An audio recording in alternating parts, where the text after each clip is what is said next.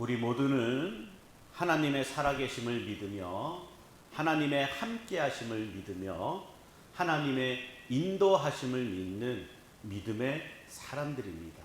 여러분들 인정하시죠? 네. 자, 그러면 전지전능하신 하나님이 함께하시고 도우시고 우리의 삶을 주관하신다라는 것을 믿는다면 우리의 삶이 어떻게 나타나야 할까요? 마태복음에서 예수님께서 말씀하신 것처럼 비가 내리고 창수가 나고 바람이 불어 그 집에 부딪히되 무너지지 아니하는 집과 같이 우리의 주추를 반석이신 예수 그리스도 위에 놓았다면 우리는 흔들리지 않는 굳건한 모습이어야 합니다. 그렇죠? 그것이 하나님을 믿는 믿음에 어울리는 모습이라고 할 수가 있습니다. 하지만 세상 현실 속에 우리의 믿음은 그렇게 나타나지 않고 있습니다. 가령 모든 기독교인들은 천국을 믿습니다. 여러분들도 다 천국 믿죠? 하나님께서 예비해 놓으신 우리의 영원한 본향, 그 천국을 믿는 사람들이 기독교인들이에요. 그리고 그 천국을 세상에 비교할 수 없을 만큼 좋은 곳이라고 말을 합니다. 여러분들도 그렇게 믿고 계시죠?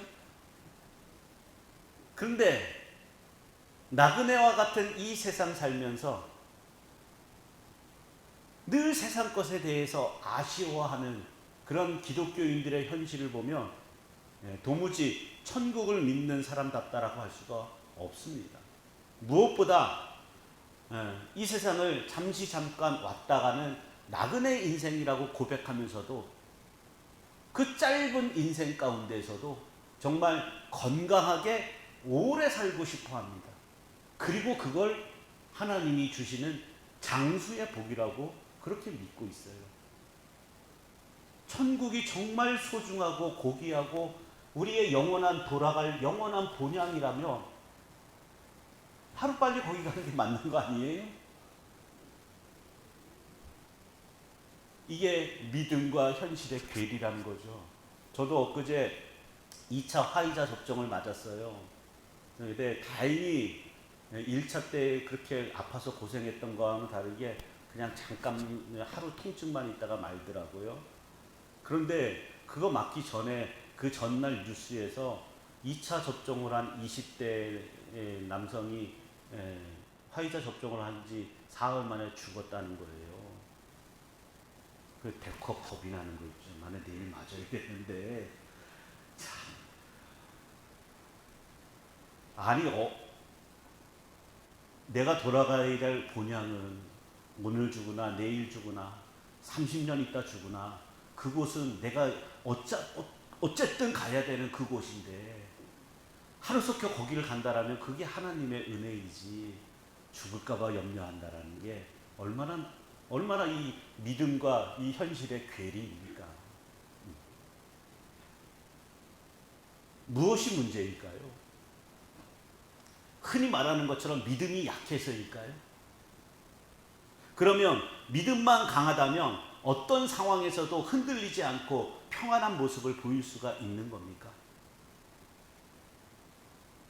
어제 우리 임장로님이 카톡에 올려주신 영상 보니까 너무 눈물이 짠하더라고요. 이제 탈레반이 집권을 한 아프가니스탄에서 빠져나오기보다는 거기에서 신앙을 지키고 기도하면서 그곳을 어떻게 해서든 하나님 나라가 임하도록 만들어 보겠다라는 한 믿음의 고백에 있는 그 사람의 기도와 그 간증을 들었을 때 참 눈물이 나더라고요. 최소한 그런 분들은 우리보다는 조금 더 뭔가 견고한 믿음에 있는 것 같아요. 그런데 과연 믿음이 정말 흔들리지 않고 평안의 마음을 가져다 줄 수 있는 그러한 믿음일까? 이것이 믿음의 방향이 아닌 전혀 다른 방향에서 믿음을 생각하는 결과입니다. 믿음은요, 우리의 삶이 흔들리지 않게 붙들어주거나 어떤 상황에서도 불안과 염려가 없는 마음의 평안과 안정을 주는 것을 목적으로 하지 않습니다. 그런데 사람들이 제멋대로 믿음을 자신에게 도움이 되는 용도로 생각함으로써 자기 평안을 위한 믿음으로 왜곡하는 것입니다. 이 모든 것을 한마디로 요약한다면 자리 이탈이라고 할 수가 있어요. 선악과를 먹은 인간으로서 있어야 할 자리에 있지 아니하고 그 자리를 이탈함으로써 인간을 돕는, 인간을 위한 믿음만 생각하는 겁니다. 그렇게 보면 참된 믿음이 추구하는, 참된 믿음이 목적하는 바가 무엇인지를 우리는 분명히 알 수가 있는 거예요. 참된 믿음은 우리가 본래의 자리를 이탈한 존재라는 걸 알게 하고 인간으로서 있어야 하는 본래의 자리로 돌아가게 하는 겁니다. 그 본래의 자리에서 하나님을 알아가게 하고 하나님의 말씀을 듣게 하는 것이 바로 믿음이에요. 선악과를 먹은 인간의 본래 자리는 죽음입니다. 모든 인간은 흙으로 돌아갈 것이라는 것이 성경의 선언이에요. 이것이 우리의 본래 자리라는 것을 잊지 않아야 합니다. 죽음이 우리의 본래 자리라는 건 많은 의미를 갖고 있어요. 죄인이며 아무것도 할 수 없는 무능한 존재임과 동시에 하나님의 말씀에도 반응할 수 없는 말 그대로 죽음의 상태에 있는 존재라는 뜻입니다. 여러분을 보지 마시고 세상을 한번 보십시오. 죄인들이며 아무것도 할 수 없는 무능한 존재이며 하나님 말씀에도 요만큼도 털끝 하나라도 반응할 수 없는 말 그대로 죽어있는 상태예요. 그런데 기독교인들은 하나님의 영광을 위해서 많은 일을 해야 한다라고 합니다. 그러면서 기도도 열심히 하고 봉사도 많이 하고 착하고 선하게 살기 위해서 노력해야 한다는 거예요. 그리고 금식 기도하고 철야 기도하고 새벽 기도하고 구제와 봉사를 한 자신의 행위를 앞세워서 자기 공로로 여기며 믿음의 증거물로 자랑을 합니다. 내가 은혜를 받았기 때문에 새벽 기도도 하고 날마다 범사에 감사하며 항상 기도하며 그렇게 기뻐하며 살아가는 것이지, 내가 기도한 행위로 인해서, 내가 봉사한 그 행위로 인해서 그것을 내 공로로 여기며 하나님께 복을 받을 만한 조건을 제시하는 것, 이것이 말씀들이 자리 이탈이라는 거예요.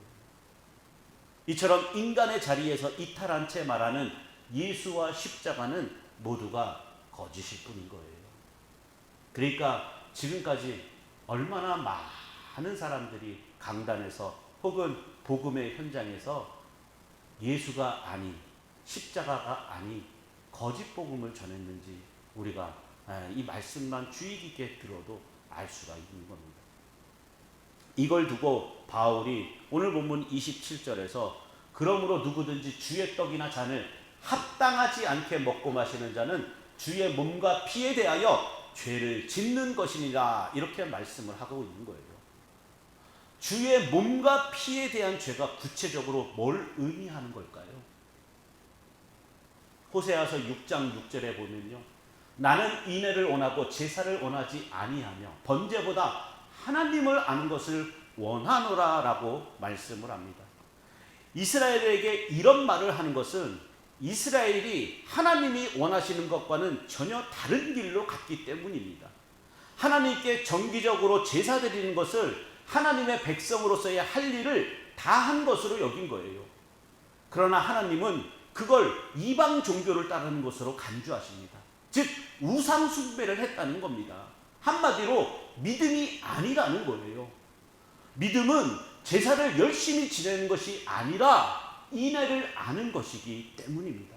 그런 점에서 볼 때 지금의 교회가 알고 있고 강조하는 믿음은 크게 왜곡되어 있고 잘못되어 있다는 겁니다. 왜냐하면 이스라엘처럼 하나님을 위해서 뭔가 열심을 내는 것을 믿음으로 알기 때문이에요. 그래서 11조를 하고 주의를 지키고 교회 일을 하는 것이 믿음이며 그 믿음으로 복을 받는다라고 생각을 하는 거예요. 11조를 하면 재물의 복을 받을 수 있고 주의를 지키면 하나님이 나를 지키시고 보호하실 것이라는 것, 그런 기대를 하고 내가 교회 일을 열심히 하면 열심히 한 만큼 나에게 내가 하는 일들이 형통해질 수 있을 것이라는 기대를 하는 겁니다. 이런 것들이 다 자리 이탈이라는 거예요. 내가 죽을 수밖에 없는 내가, 영원한 멸망받을 수밖에 없는 내가 그 저주의 자리, 그 죄인의 자리에서 하나님의 은혜와 하나님의 긍휼하심으로 말미암아 그렇게 구원받은 백성이 되었다라는 걸 깨닫고, 그래서 내가 하나님이 주신 모든 것이 내게 갖고 있는 모든 것이 하나님이 주신 것이라는 그 믿음의 고백 위에 헌금도 하고 하나님의 은혜를 기억하며 예배도 드리고 제사도 지내고 그 은혜 때문에 지체들을 위한 또 이웃을 위한 열심과 구제와 봉사가 나와지는 것인데, 이게 자리 이탈이 되게 되면 이런 엉뚱한 믿음이 나오게 된다는 거예요. 이 모든 것이 주의 몸과 피에 대해 죄를 짓는 것이라고 사도는 말씀을 하고 있는 겁니다. 하나님이 제사가 아니라 인애를 원하신다라고 한 것은 제사가 믿음이 아니라는 뜻입니다. 이건 예수님도 동일한 말씀을 하셨습니다. 마태복음 9장 13절에 너희는 가서 내가 긍휼을 원하고 제사를 원하지 아니하노라 하신 뜻이 무엇인지 배우라. 나는 의인을 부르러 온 것이 아니요 죄인을 부르러 왔노라 하시니라. 이렇게 말씀을 합니다. 예수님의 말씀에 대한 답은 생각해보면 간단해요. 긍휼을 원하신다면 긍휼을 드리면 돼요. 중요한 것은 우리가 긍휼을 드릴 수 있어야 한다는 겁니다. 그런데 우리는 긍휼을 드릴 수 없어요. 왜냐하면 긍휼이란 인간의 본래 자리인 죽음의 존재, 저주의 자리에서만 만들어지기 때문이에요. 동방의 의인이었던 욥은 하나님을 경외하고 악에서 떠난 자기 행위로 말미암아 하나님께 복을 받아 형통한 삶을 산다라고 생각을 했습니다. 인간의 본래 자리를 몰랐던 거예요. 하지만 아무런 이유 없이 재앙을 당하면서 고통을 겪으면서 인간의 본래 자리를 깨닫게 되었고 그 자리에서 하나님의 긍휼을 바라보게 되었습니다.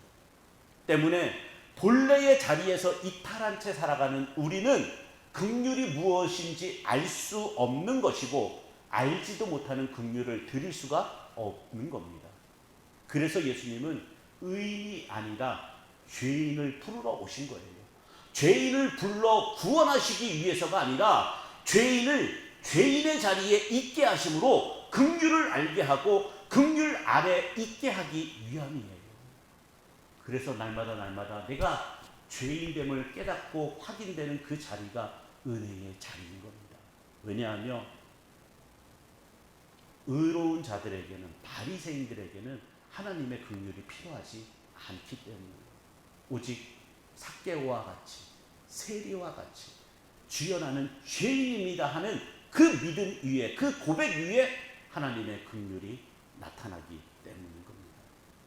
자, 그런데요, 이상한 건 하나님이 제사를 원하지 않는다고 하셨는데 정작 제사 규례를 세우신 분은 하나님이시라는 겁니다. 이스라엘의 제사는요, 하나님으로부터 주어졌어요. 그들이 하고 싶다고 해서 한 게 아니에요. 그들이 만들었던 거는 하나님이 모두 부숴버렸단 말이에요. 그들이 우리를 애국으로부터 인도하여낸 한 여호와시다라고 만들었던 금송아지가 어떻게 했어요?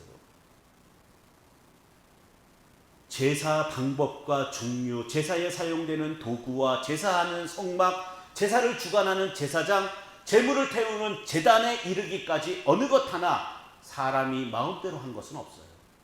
그러면 하나님이 원하지도 않는 제사를 이렇게까지 세부적으로 만들어 지키게 하신 이유를 어떻게 설명해야 할까요?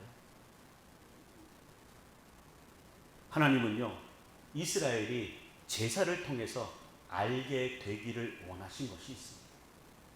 그냥 형식적인 제사를 드리라는 게 중요한 것이 아니라 바로 제단에서 죄 없이 죽임을 당하는 그 제물을 통해서 죄로 인해 죽어야 하는 자신의 본질을 알기를 원하신 거예요. 그리고 제물의 피를 대신 받으시고 그 죄를 용서하시는 하나님의 긍휼을 아는 이스라엘이 되기 원하셨던 겁니다. 이러한 하나님의 뜻과 요구를 알지 못한 이스라엘은 제사에 실패했습니다. 열심히 제물을 바치고 제사만 드려주면 된다라고 생각했던 겁니다. 제사가 자기 자랑이 되고 제사를 드리는 것으로 하나님을 기쁘게 하고 복을 받을 수 있다라고 생각한 것이 착각이고 실패입니다. 그래서 호세아는 이스라엘을 향해서 하나님은 인애를 원하고 제사를 원하지 않는다라는 말을 던진 거예요. 이건 오늘날 우리의 모습을 봐도 쉽게 생각해 볼 수 있는 문제예요.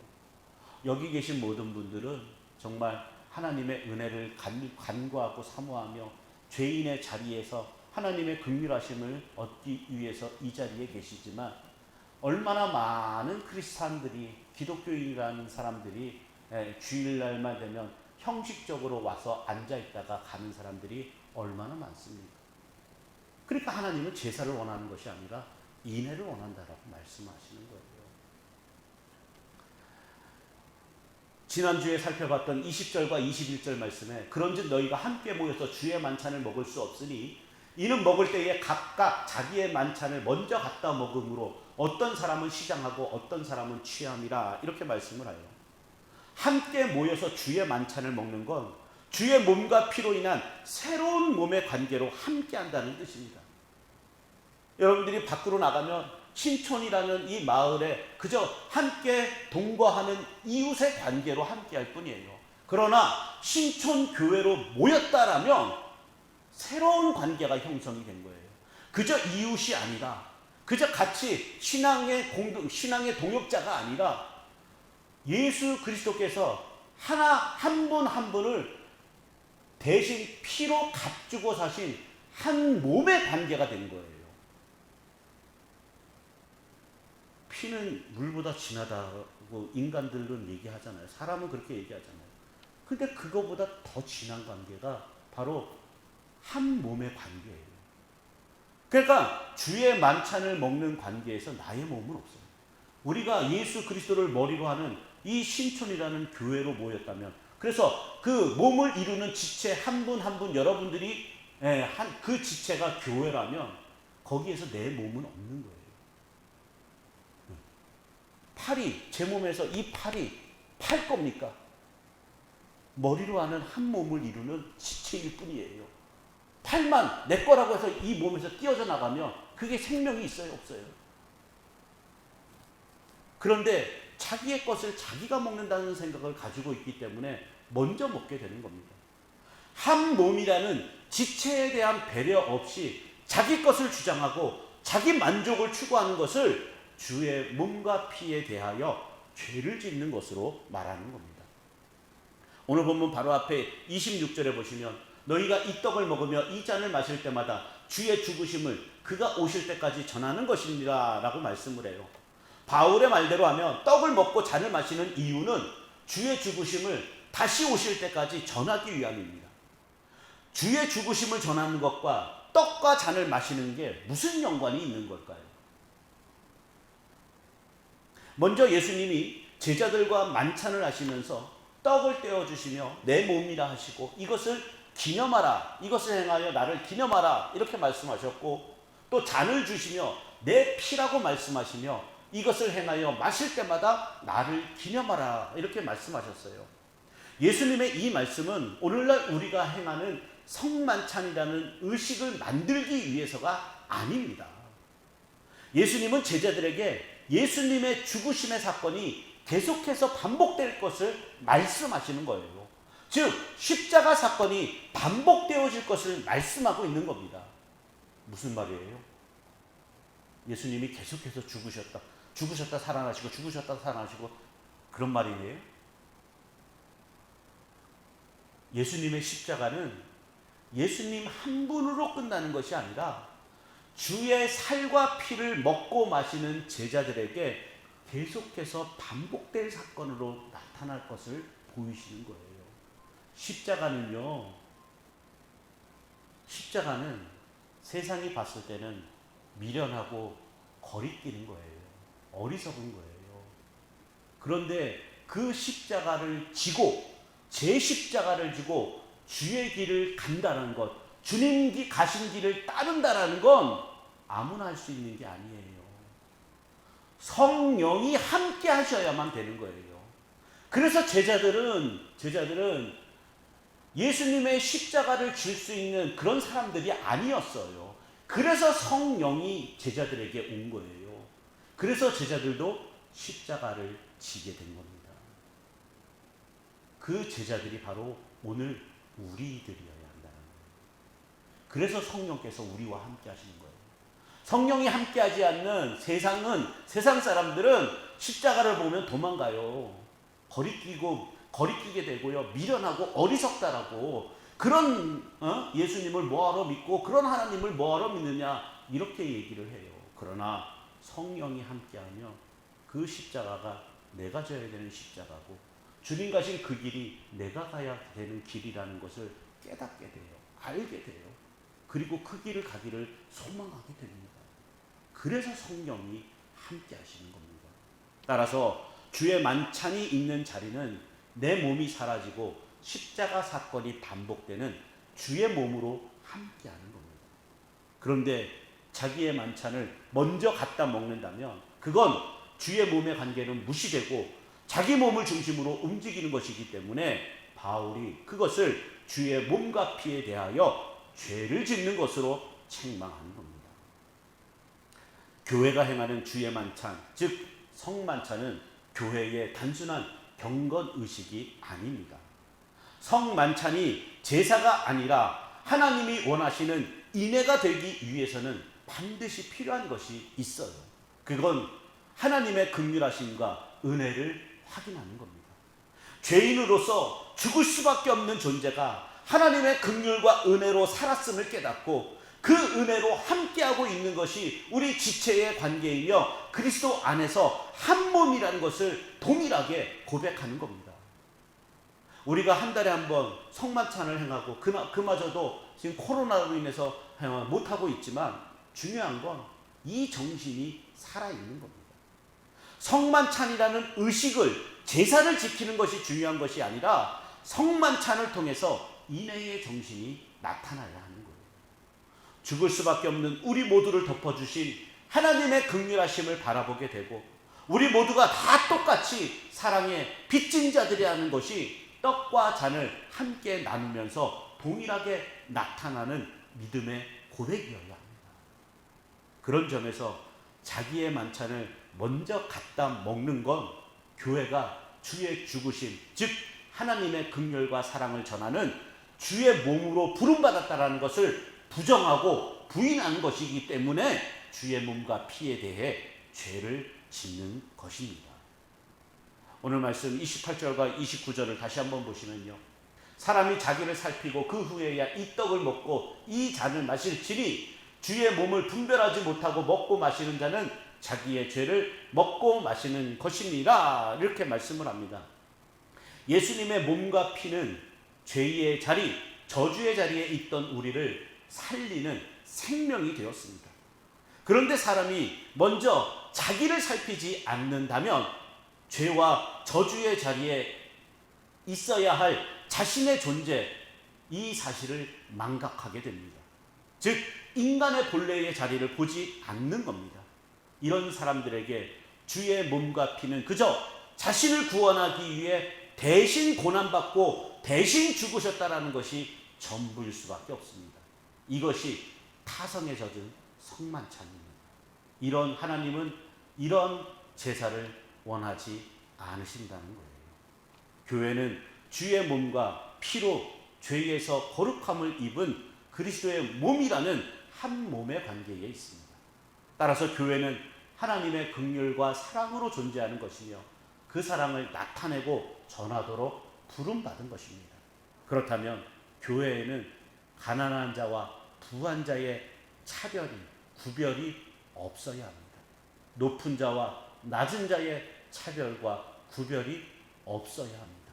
각각 자기의 만찬을 가져오되 가난하여 가져오지 못한 자가 있더라도 함께 먹고 마시는 것으로 동일한 사랑과 은혜 아래 있다는 것이 전해져야 합니다. 우리는 예수님의 몸과 피로 모든 죄를 용서하신 은혜 안에 들어와 있습니다. 이 사실이 우리의 타성이 되어서 굳어지지 않도록 끊임없이 자기를 살피는 사람이 성도입니다. 그래서 성도에게 십자가는 매일같이 회개를 촉구하는 외침이 되는 것이고, 저주라고 하는 자신의 본래 자리에서 주의 은혜를 확인하고 느끼며 감사하는 것입니다. 이것이 매일 주의 만찬 가운데 살아가는 겁니다. 그러니까 우리가 한 달에 한 번 예배를 통해서 성만찬을 하지 않더라도 우리는 날마다 성만찬이라는 의식 속에 살아갈 수가 있는 거예요. 날마다 주의 은혜를 확인하고 느끼며 내 자리에서 나를 건져주신 그 주님의 몸과 피를 생각할 때마다 내가 오늘도 주님의 몸과 피를 먹고 마시는 주의 사람입니다, 주님의 자녀입니다 라는 고백이 있을 때 그 사람에게는 날마다의 삶이 성만찬이 되는 겁니다. 여러분, 교회는 이렇게 하나님의 긍휼과 사랑 안에 있습니다. 세상적으로 보면 조금 많이 가진 자와 많이 부족한 자가 있고, 또 지금 배운 자와 못 배운 자가 있고, 또 힘이 있는 사람과 그렇지 못한 사람이 있습니다. 그러나 교회 안에서는, 그리스도 안에서는, 하나님의 긍휼 안에서는 모두가 하나님의 긍휼 아니면 살 수 없는 그런 죄인들일 뿐입니다. 죄인들이 그 죄인의 자리에서 하나님의 긍휼을 깨달았기 때문에 이 자리에 나오게 되고 있게 된 것이 바로 교회입니다. 그러면 이 신촌교회라는 이 공동체 안에서는 그 어떤 경쟁도 없고 차별도 없고 구별도 없어야 합니다. 왜? 모두가 다 하나님의 긍휼 아니면 이 자리에 있을 수 없는 죄인들이기 때문이에요. 모두가 동일한 은혜를 받고 동일하게 건진받은 하나님의 자녀들입니다. 그렇다면 우리에게서 그 어떤 차별과 구별이 나와서도 안 되는 겁니다. 우리가 하나님의 긍휼과 사랑 안에 있다라고 해서 세상적인 부유를 누리고 세상적인 형통을 누리고 세상이 기대하는 복을 받는 것이 아닙니다. 오히려 하나님은 세상의 고난이라는 것을 도구 삼아서 자기 백성을 인간의 본래의 자리로 돌아가게 하십니다. 그 자리에서 예수님의 십자가로 확증된 하나님의 긍휼을 알게 하시고 긍휼을 나타내고 드러나게 하십니다. 이것이 교회를 향하신 하나님의 뜻입니다. 그렇다면 여러분이 예수님을 머리로 하는 신촌교회의 지체로 부름받은 여러분이 모두 교회라고 한다라면 하나님이 여러분을 향한 이 뜻에 순종하시는 것이 마땅한 겁니다. 여러분들 깨닫는 은혜가 있으시고 지혜가 있으시기를 축원을 드립니다. 무엇보다 이러한 하나님의 뜻에 순종하며 참된 믿음 위에 굳건히 서는 그런 성도들이 되시기를 주님의 이름으로 축원을 드립니다.